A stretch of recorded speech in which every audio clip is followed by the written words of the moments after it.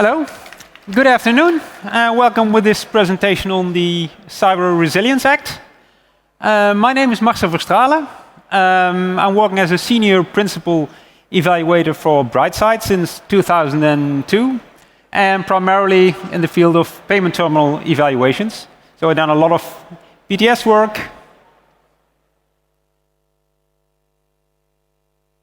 Let's see. So first, let me tell you something about my company. So it's Brightsight. We were purchased a few years ago by SGS, and we are now the Department for Cybersecurity Evaluations across the world for this company. We have locations in about 10 parts of the world.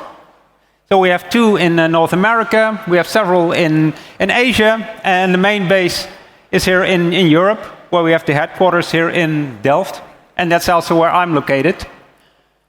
We have a lot of different accreditations, so several PCI, MPOC accreditations, CC.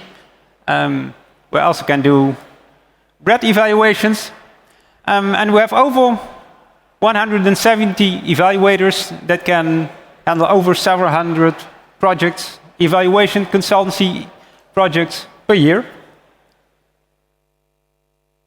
But now let's move to the actual topic of this presentation. So the European Union Cyber Resilience Act. It becomes a mandatory EU regulation that describes the cybersecurity requirements for products with digital elements placed on the European market. Actually, more defined, what do they actually mean by this set of devices? And this is actually coming from the standard. It includes all connectable software and hardware products, including its remote data processing solutions, made available on the EU market that are connected either directly or indirectly to a network or another device. Effectively, this means that really a lot of devices, a lot of software actually becomes mandatory to be assessed under the CRA Act. It's not in place yet, but it will become mandatory from December 11, 2027. So in 2 years from now, it will become mandatory. To make it also visible for your customers that the product is actually compliant to CRA, it will also become part of the CE marking of the product. Its main goal of this regulation is to ensure that products, software and hardware that are outputted here in Europe is actually resistant against cyber security threats. So it has to, and as such, it also means that products that are being built, they need to be secure by design. But also later on, once so you have your design phase, you have your product in place, your software is all secure, and then you move it into the market. It gets sold, it gets used, but of course you also have to maintain security at that moment. And also your customers need to be aware how to securely use it. So that's also why product security also relies on user guidance, which is also becoming a part of it. But beside that, if you have your product on the market, it might get hacked, and there also will become a whole procedure in place on how to handle it, also to report it.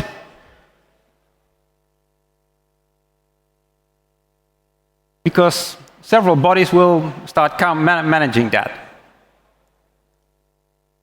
But in order to meet these objectives, several key elements are defined. So the first one are the hardware and software product security requirements. And of course that makes sense, because at the end of the day, you need to design and output a secure device. But the second thing is that's more based. Once it's on the market, you need to have a vulnerability handling procedure in place. So that's why also is set of vulnerability handling requirements are present there. And the second tier is what I also mentioned. Having a secure device placed on the market pretty much is meaningless if your users are not going to use it securely.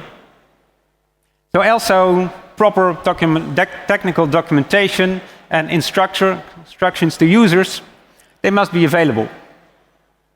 But as I mentioned, assessment of this product will also be listed in the CE marking. So that also means that there has to be some conformity assessment. And the next thing is the supply chain security, because a lot of products, they are built with third-party hardware parts in it. For instance, a Wi-Fi module which is being used. Maybe third-party software is coming into your product. But the integrator, so the entity which is actually building it, is at the end responsible for this process. So it also needs to ensure that, for instance, if your supplier of this Wi-Fi module says, well, we have a few vulnerabilities coming in our Wi-Fi module, you also need to address it. And the last thing, that's the reporting obligations for manufacturers. As I mentioned, when things get hacked, you need to have procedures in place, but you also need to report this.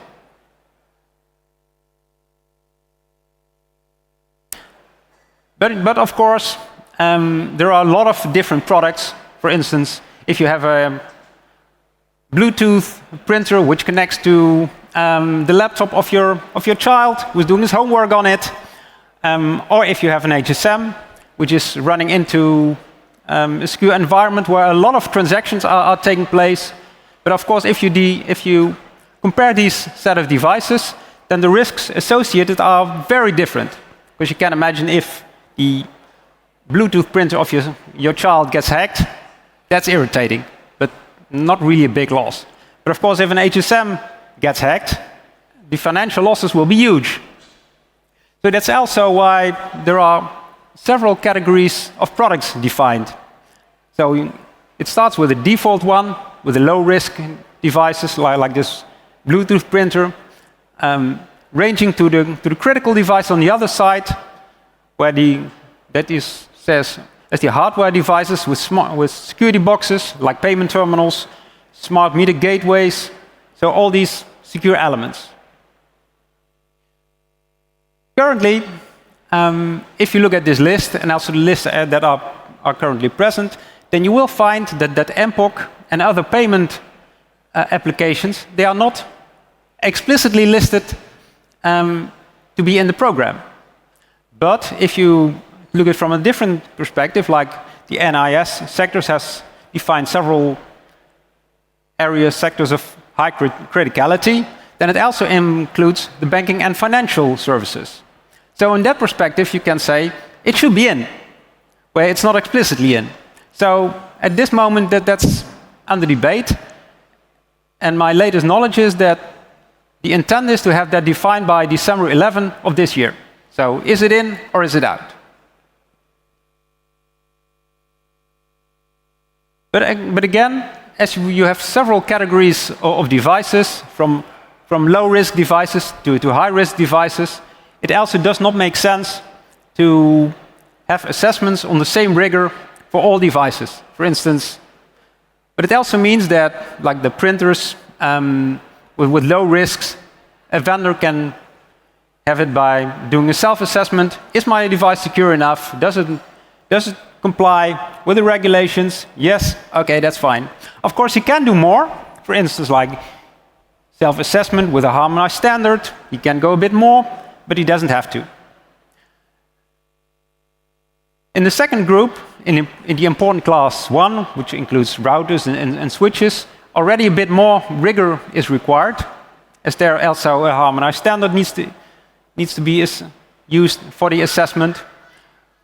Where next, the important class 2 and the critical devices, they actually require a third-party assessment, like, for instance, by a lab that I'm working for, Brightsight, for for instance. And also there, once this assessment is done, it also needs to be approved by a notified body before it can actually be moved into the CE marking. And for critical products, if you like, you can also substitute it with EU CC evaluation. But as mentioned earlier, there are a lot of cybersecurity requirements that are currently set up, and they're basically split up at this moment in 2 blocks. So part 1, that's this group. It really is about the properties of the product. So is the device itself and or the software, is it designed securely? Does it meet the requirements to actually protect the data it's using? So, but if you are looking at these things, and I'm pretty sure that most of us here either have done PCI evaluations in MPOC, PTS, or several others, quite a lot of this stuff is actually quite familiar. Maybe stated in a very different way, but pretty much relatively the same. But in the properties of the product, actually quite a big list of 13 requirements are defined here. So this is actually the first set. And then it continues with this set. So a whole bunch of high-level requirements are actually set. The second group, so the part 2, that's about the vulnerability handling. So that's more about your processes internally.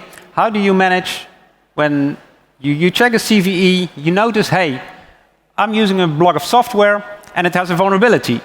I need to do something. I need to register it. I need to start making updates, put them out to my device to make sure that the security of my device in the field actually remains secure throughout its life cycle.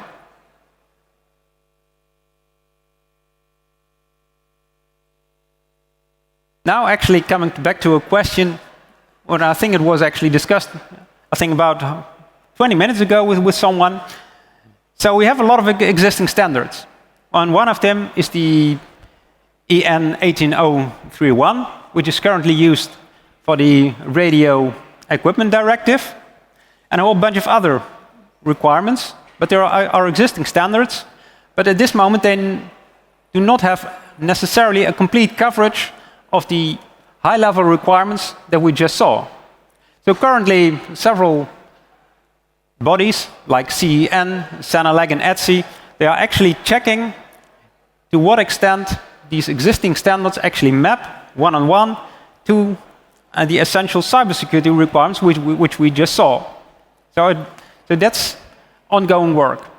So if you would compare that with PCI, then you have first a high-level PCI requirement, then you have all these work items that a lab needs to assess to make sure that the device actually complies and is to this high-level requirement. That's currently not the case here. It might be the case, but it's still ongoing. But a few but as it is 2 years from now that this standard becomes actually mandatory, there are, for these underlying work, already a few deadlines set. So the deadline of these groups for the important and critical products, that is set for October 2026. So at that moment it should become clear how to actually assess a device if it meets the high-level requirements. And for vulnerability handling requirements, that's even a bit earlier. That's in August 2026, so a bit less than a year from now. So how does CRA, if you map it to your development process, then of course you first have your design and development phase, where you need to first start with a risk assessment. So basically checking, I have a device, but what risks are actually associated to my device? And so then you also need to know what you need to protect against. But then of course you also need to make sure that the product-related requirements are handled, that your vulnerability handling process actually becomes in place, And then once you have that whole framework set up, you can go for the conformance assessment. And after the CE marking is done, your device goes onto the market. But then, of course, you've got to maintain the security level. And of course, then there are the obligations to report through every single platform. If something goes wrong, you need to maintain it.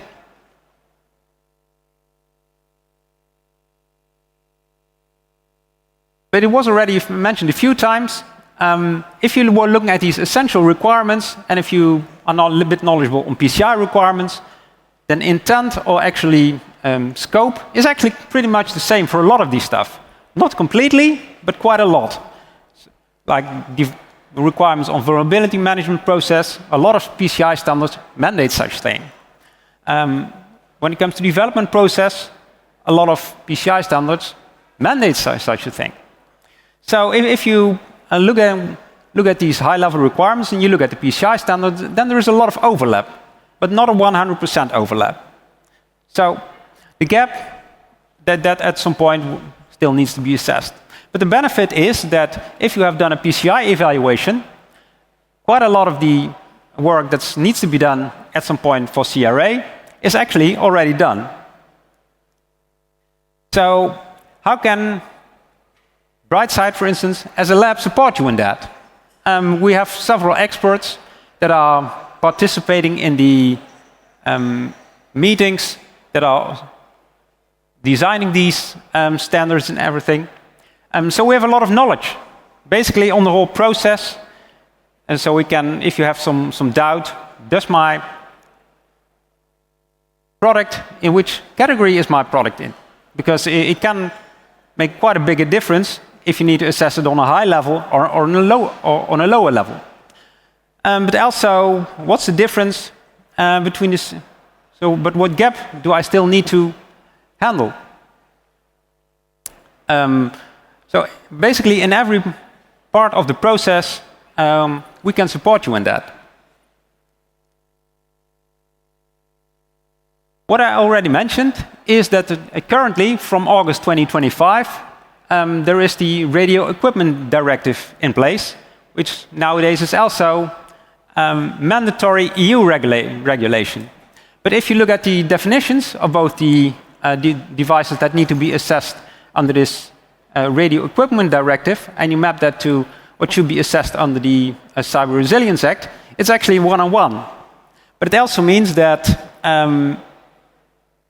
once CRA becomes in place, so in 2 years from now, it will also replace RED. Because why? Because it doesn't make a lot of sense to have two sets of mandatory requirements for one single device. And I'm coming now to the end. So what I want you to take away, CRA is coming, and it's going to be mandatory. It's not optional, it's mandatory. So if you have a product, you need to be ready for it. The tricky thing is that although the high-level requirements, they're pretty much set, the way from these high-level requirements to your CE marking, that's still under debate.